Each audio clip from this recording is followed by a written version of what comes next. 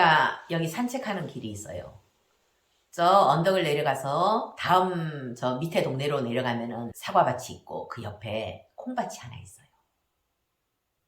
며칠 전에 거기를 내려가는데 어떤 할매가 거기서 콩을 줍고 있는 거예요. 까만 콩, 서리태. 그래서 나도 들어갔죠. 콩을 같이 주웠어요. 너무 재밌는 거예요. 콩 줍는 게 보물찾기 하는 것 같았어요. 하나하나 주면서 관세음보살. 10,000개 주면 10,000번이 되잖아요. 한 3일을 주었거든요. 많이 주었어요. 까만 콩을 밥에 나서 먹었더니만 밥맛이 너무 좋은 거예요. 너무 귀한 거예요. 내가 주운 거라서. 어떻게 이렇게 콩이 맛있지? 이렇게 맛있을 수가 없었어요.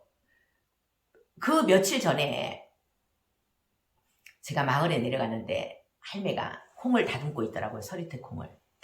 스님 콩 한 대 드릴까요? 이러는 거예요. 그래서 아 싫어요. 나 있어요. 이랬거든요. 그냥 공짜로 받기 싫어서.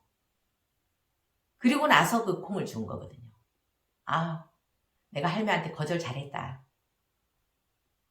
이렇게 맛있는 콩인데 할매한테 공짜로 얻었으면 맛있게 먹었겠어요? 해프게 먹었겠죠.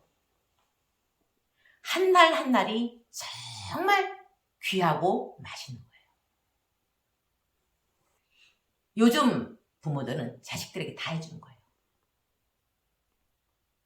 집도 사주고 차도 사주고 아니면은 건물 팔아서 유학 보내고 그러는 부모들이 있어요. 나중에 다 배신당해. 거의. 저한테 상담 오는 사람들이 그거예요. 며칠 전에 편지가 왔는데 구구절절 왔더라고요.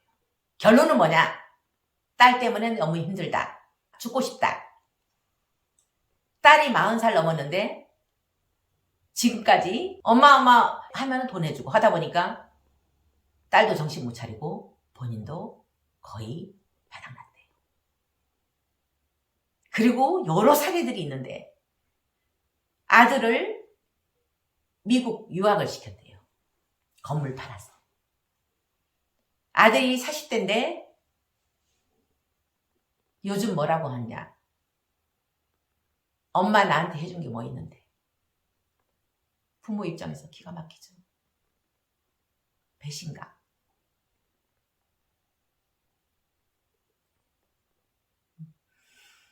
이런 명언이 있어요. 섹스피어의 말이에요.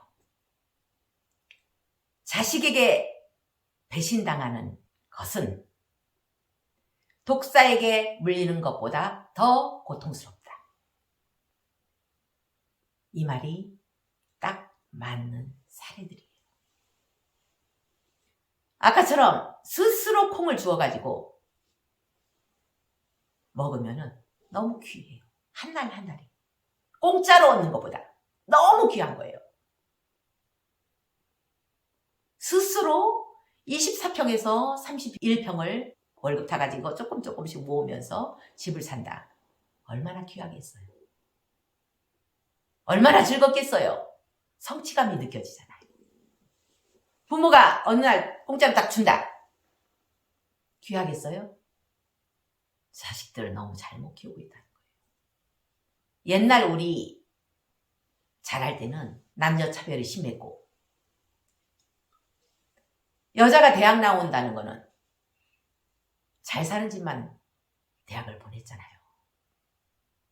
저는 대학 나올 때까지 내가 벌어서 했지 부모님한테 용돈 타본 적도 없어요. 대학 간 것도 교대가 너무 싸니까 간 거예요. 부모님이 보내줄 경제력이 없기 때문에 아들한테는 뭐 전문대학까지 다 보내고 딸들은 대학 보낼 능력이 없어요. 그래서 내 스스로 알바하고 애들 가르치고 그리고 산에 가서 고사리 꺾고 남의 일하고 이러면서 대학까지 나온 거예요. 그러니까 자립심만 하는 끝내질 거예요. 요즘 부모님들이 애들한테 하는 거 보면 거꾸로 하고 있다는 거예요. 자식을 위한다는 게 위하는 게 아니고 자식을 망치고 있다는 거예요. 내 아는 선생님이 있어요.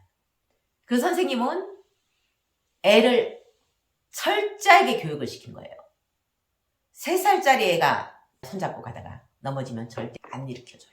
스스로 일어날 때까지. 그리고 같은 학교는 절대 근무 안 해요. 그 애하고 같이 한 학교에 근무 안 해요. 애를 망칠까봐. 지금 그 애가 너무너무 잘 커 있고 절대로 부모 속삭이는 일이 없대요. 자식을 망치는 길을 선택하지 말고 자식을 위한 길이 무엇인가를 부모님들은 알아야 될 것 같아요. 엄마의 자격은 독해야 된다는 거. 마음 약하면 안 돼요. 요즘 이혼율이 굉장히 높잖아요. 이혼을 하게 되면 자식에게 무슨 죄진 것 같대요. 그래서 자식이 원하는 거 다 해준대요. 내가 약점이 있으니까. 이것 때문에 자식을 망칠까 봐. 자식은 부모의 약점을 기가 막히게 알아요. 아, 엄마가 약한 부분이 이거구나. 그걸 이용해서 부모를 힘들게 해요. 근데 부모는 거꾸로 내가 자식에게 해가 된다고 생각하는 거예요. 전혀 아니거든요. 이혼한 거 죄 아니에요. 인연이 닿으면 해줄 수도 있죠. 왜 자식한테 기죽어요? 당당해야 된다는 거예요. 어린 자식은 부모의 약점을 기가 막히게 알아서 그 약점을 이용해서 돈도 뜯어내고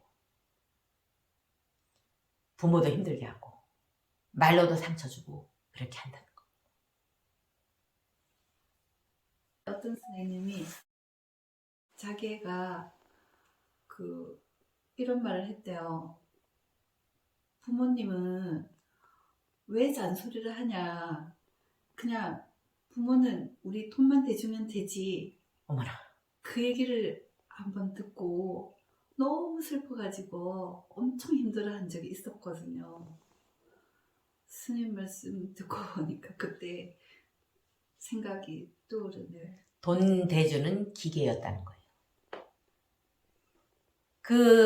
어떤 사례 중에서 부모가 정말 아파트까지 팔아갖고 외국 유학 보내는데 외국에서 왔어요. 이제는 너한테 대줄 수가 없다. 이제는 집도 거의 융자밖에 안 남아있고 그리고 시골로 이 아파트 팔고 이사해야 되겠다. 이러니까 왜 시골로 가야 되는데요? 이렇게 도리어 그러더래요. 아니 경제 상황이 이렇다 이러니까 이해가 안 된대요. 이제까지 끊임없이 대줬는데 부모한테서는 얼마든지 나온다고 생각했는데 없다고 하니까 이해가 안 된대요. 황당하죠? 부모가 잘못 키웠다는 거예요.